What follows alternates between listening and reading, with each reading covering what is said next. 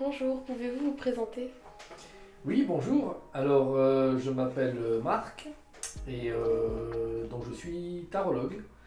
Donc, tarologue, c'est quelqu'un qui a pour travail de faire des tirages de cartes à base du tarot de Marseille. Et le tarot de Marseille, c'est un jeu qui est très spécifique, qui a 78 cartes.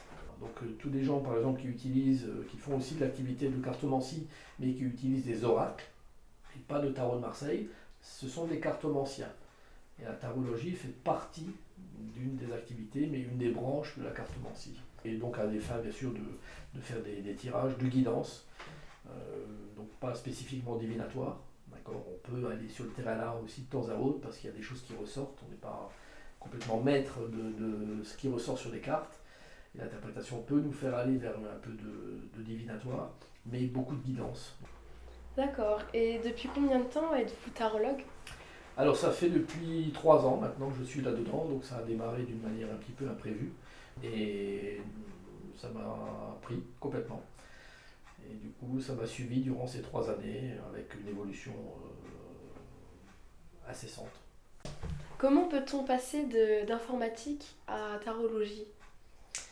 Alors il n'y a aucun lien, il n'y a aucun lien de passage, hein. C'est comme si on passe de la cuisine à la maçonnerie par exemple, ça n'a aucun lien.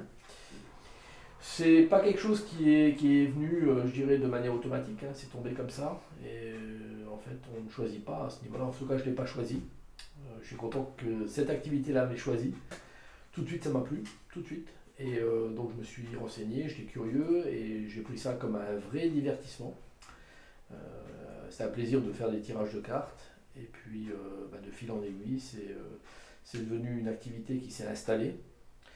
Et l'intérêt numéro un, c'est de toute façon d'aider, on va dire au sens large, les gens, donc leur apporter une guidance pour les aider à avancer et progresser dans leur vie.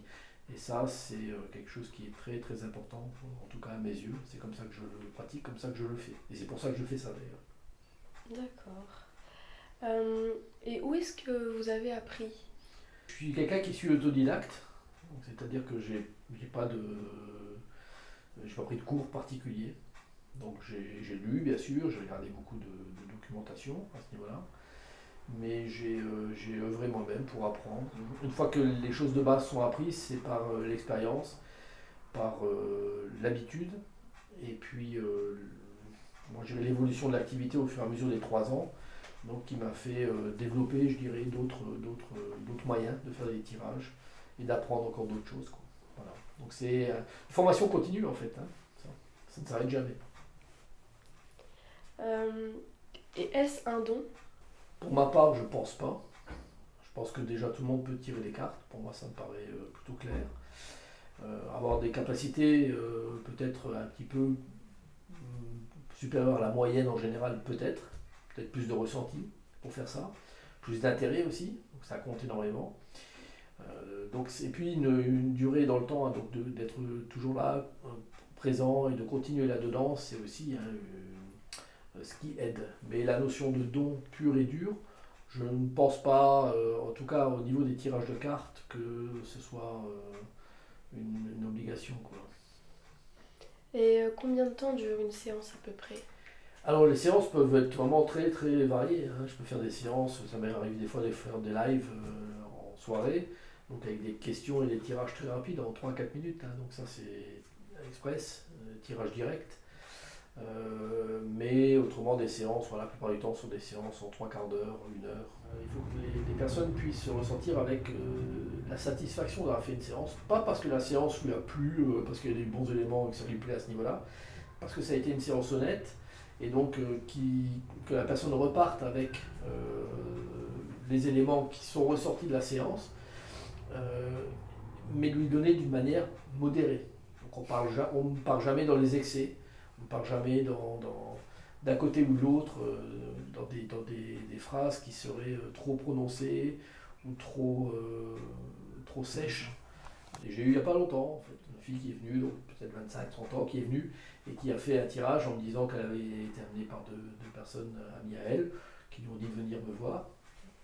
Et donc elle a dit, mais j'y crois pas du tout, quoi. Et on a fait la séance, elle n'est pas partie avec la même impression. Et puis une dernière chose, donc j'ai développé dernièrement un oracle. Donc ça s'appelle l'oracle de l'intégration. Donc c'est un jeu là que j'ai imprimé de manière domestique, hein, de toute façon, mais qui va prendre forme, je dirais, dans 2-3 semaines. Donc un jeu complet de 66 cartes, donc qui sera fourni avec une boîte, plus un livret d'une centaine de pages. Voilà, c'est également une réalisation en fait qui est venue instinctivement, je dirais, il n'y a pas de. Ça n'a pas été compliqué, je dirais, de le créer. Un dernier mot peut-être? Un dernier mot, bah, que la vie, elle vaut le coup d'être vécue aussi pour se développer personnellement. Donc je pense d'ailleurs que c'est la chose essentielle, c'est d'arriver, parce on meurt, on a un début, on a une fin, hein. Donc pour tout le monde, bien sûr, on espère avoir la fin la plus tardive possible et être en bonne santé, ça c'est pour tout le monde, mais il faut que durant tout le temps de sa vie, on arrive quand même à se développer soi-même et puis d'avoir la sensation qu'on a réussi sa vie. Donc réussir, ça veut dire qu'on a accompli ce qu'on avait à accomplir, qu'on a fait ce qu'on avait à faire, qu'on n'a aucun regret sur ce qu'on a fait. Et voilà, ensuite on peut partir, je dirais, l'esprit